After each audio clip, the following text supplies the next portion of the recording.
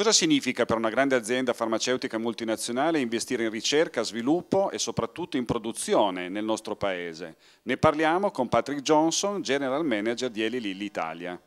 From the standpoint of a multinational company, which are the basic conditions to attract investment and create innovation?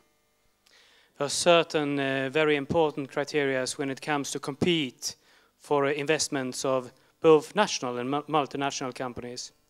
The first one I would say is for any company that is based on research and innovation.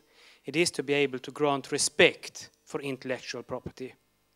That's the most important, the most fundamental for any research-based company.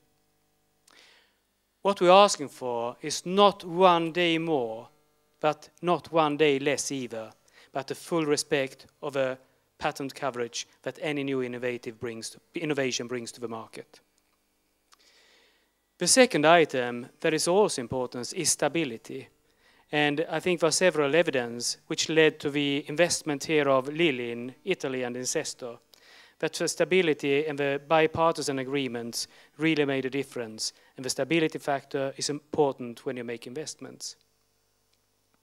The third factor that I would bring up would be the respect for innovation and reward for innovation. What I mean is that every time we bring something better to improve human health and save lives, there also needs to be a reward system in place in terms of pricing.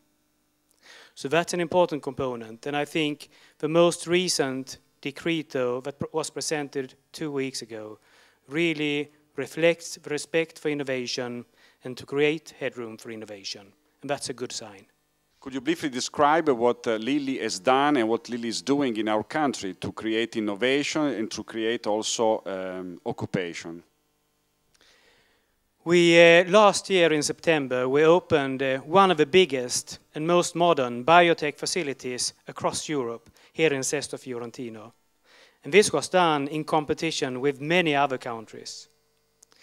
This has allowed us to maintain approximately 400 employees in Sesto Fiorentino while we transformed an old antibiotic site into a high-tech biotech site. And actually, during this transformation period that lasted for several years, we didn't lay anyone off.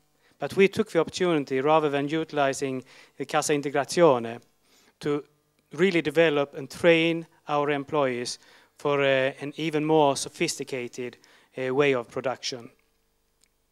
We also had the pleasure late last year to announce a second line for production of insulin, which we have started to prepare for and which will open in a couple of years from now, because it takes some time to prepare for it being up and running. And all in all, we employ in Italy approximately 1,100 employees. And we foresee that to be relatively stable over the coming years, thanks to the tremendous investments we have been able to do in this country.